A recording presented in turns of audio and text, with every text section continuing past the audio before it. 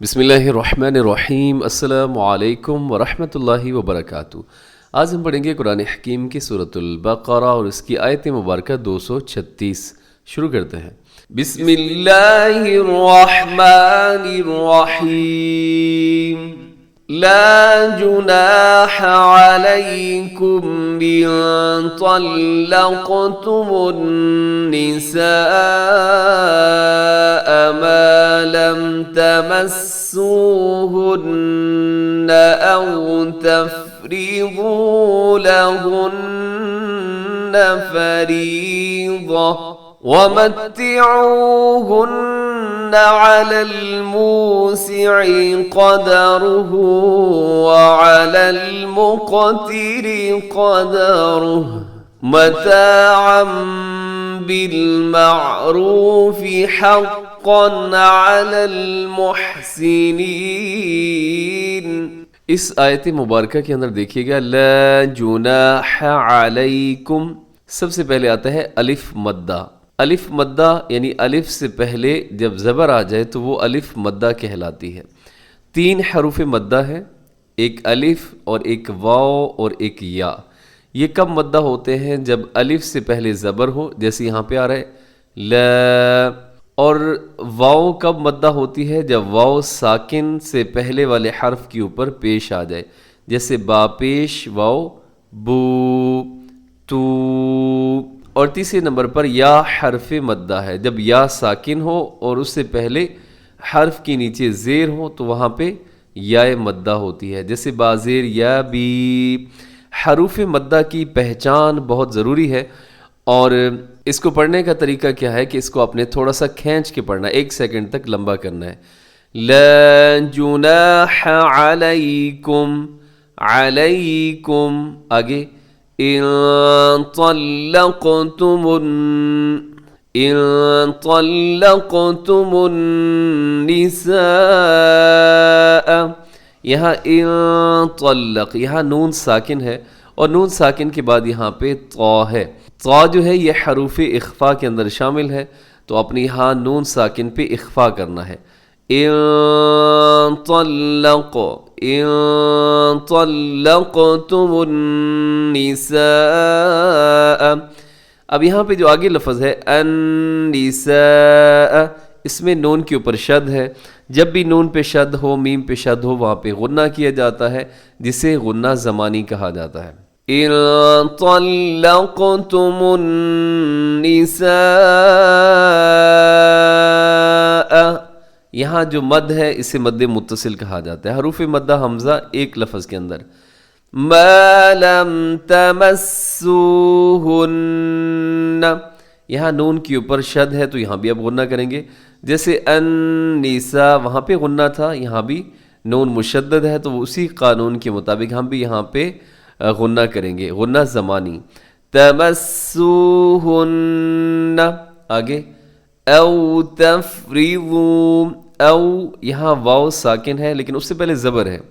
حروف مدہ کے اندر میں نے بتایا تھا کہ واو ساکن ہو، اس سے پہلے پیش ہو، تب حروف مدہ ہوتی ہے، لیکن یہاں پر واو ساکن سے پہلے زبر آ گئی ہے تو یہ واو مدہ نہیں ہوگا، واو لین کہلاتا ہے۔ لین کا مطلب ہوتا ہے نرمی۔ اسے آپ تھوڑا سا نرمی سے پڑھتے ہیں او تفریضوا۔ اب یہاں کیا ہوتا ہے کہ کچھ لوگ آؤ پڑھ دیتے ہیں، تو اپنے ہونٹ اس میں گول کرنے ہیں تاکہ واو لین اچھے طریقے سے ادا ہو جائے۔ او تفریضوا لہن فریضہ، فریضۃ وقف کریں گے تو فریضہ، ایسے گول تا کو آپ ہا کے ساتھ بدل دیں گے۔ آگے ومتعوہن، یہاں نون مشدد، یہاں بھی غنہ ہے۔ علی الموسع قدرہ وعلی المقتر قدرہ، علی الموسع، یہاں منہ کو آپ لمبا کرتے ہیں اور اس کی وجہ یقیناً آپ جان گئے ہوں گے، اور وجہ کیا ہے کہ یہاں واو مدہ ہے، واو ساکن سے پہلے پیش ہے تو ہم نے اس کو ضرور لمبا کرنا ہے۔ علی الموسع قدرہ وعلی المقتر قدرہ، مقتری میں قاف ساکن ہے اور موٹا بھی پڑھا جائے گا، قلقلہ بھی کیا جائے گا۔ قلقلہ کے کتنے حروف ہیں؟ 5، قاف تو با جیم دال، جب ان کے اوپر جزم ہوتی ہے تو وہاں اس کو آواز کو ڈبل کیا جاتا ہے۔ وَعَلَى الْمُقْتِرِ قَدَرُهُ، مقتری را باریک ہے کیونکہ را کے نیچے زیر ہے۔ مَتَاعًا بِالْمَعْرُوفِ، متاعًا یہاں پہ تنوین ہے، متاعًا کے اوپر تنوین کے بعد با ہے۔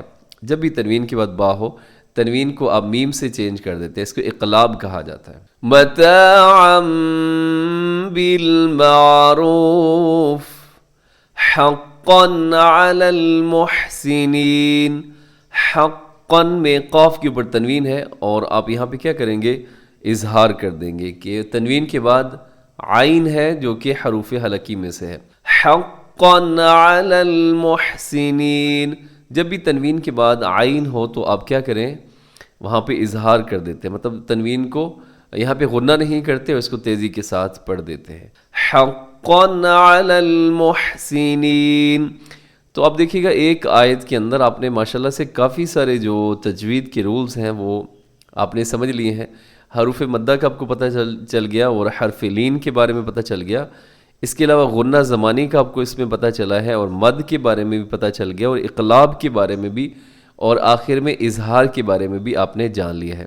تو ان سب جو رولز میں نے بتائے ہیں اس کے متعلق الگ الگ سے ویڈیوز موجود ہیں، اگر آپ وہ دیکھنا چاہیں، اگر یہاں پہ کچھ سمجھ نہ آیا ہو تو آپ وہاں سے ویڈیوز دیکھ کر آپ اپنے یہ جو کانسیپٹ ہے یہ کلیئر کر سکتے ہیں۔ اب اس آیت مبارکہ کو آپ ایک دفعہ پھر جو ہے وہ سماعت کر لیجئے۔ لا جناح علیکم بِإِن طَلَّقْتُمُ النِّسَاءَ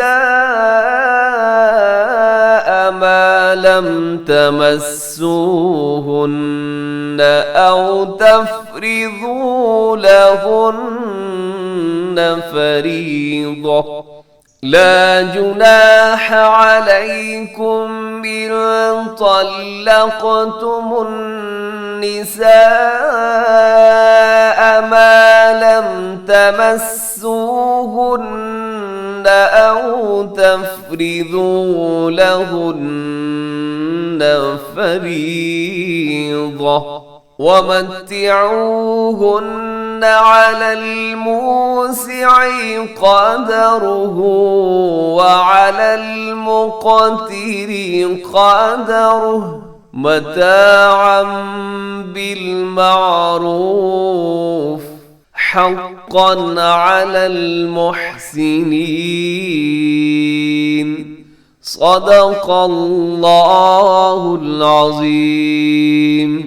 اب اس آیت مبارکہ کا ترجمہ سماعت کیجئے گا۔ لا جناح علیکم، نہیں گناہ ہے تم پر، ان اگر طلقتم النساء تم طلاق دو، النساء عورتیں، ما لم جو نہ، تمسوہن تم نے انہیں ہاتھ لگایا ہو، او یا تفریضو مقرر کیا، لہن ان کے لیے، فریضتاً مہر، ومتعوہن اور انہیں خرچ دو، علی الموسع خوشحالی پر، قدرہ اس کی حیثیت، وعلی اور پر، المقتر تنگ دست، قدرہ اس کی حیثیت کے مطابق، متاعاً خرچ، بالمعروف دستور کے مطابق، حقاً یہ لازم ہے، علی المحسنین نیک لوگوں پر۔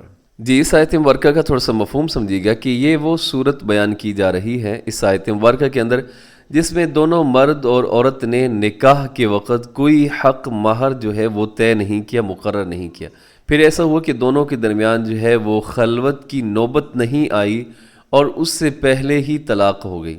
اس صورت میں شوہر پر یہ واجب نہیں ہے کہ وہ اپنی بیوی کو حق مہر ادا کرے، لیکن کم از کم ایک جوڑا کپڑے کا دینا یہ واجب ہے، اور اگر کچھ مزید تحفہ دے دے تو زیادہ بہتر ہے۔ اگر اللہ نے خوشحالی دی ہے تو کوشش کرے اس کو زیادہ دے دے تو یہ زیادہ اچھا ہے۔ ہاں اگر نکاح کے وقت حق مہر کی جو مقدار ہے وہ طے کر لی گئی تھی، پھر خلوت سے پہلے ہی طلاق ہو گئی، تو ایسی صورت میں آدھا حق مہر یہ واجب ہوگا دینا۔ تو امید ہے آپ کو بات سمجھ آ گئی ہوگی، دعاؤں میں یاد رکھیے، خوش رہا کریں۔ السلام علیکم ورحمۃ اللہ وبرکاتہ۔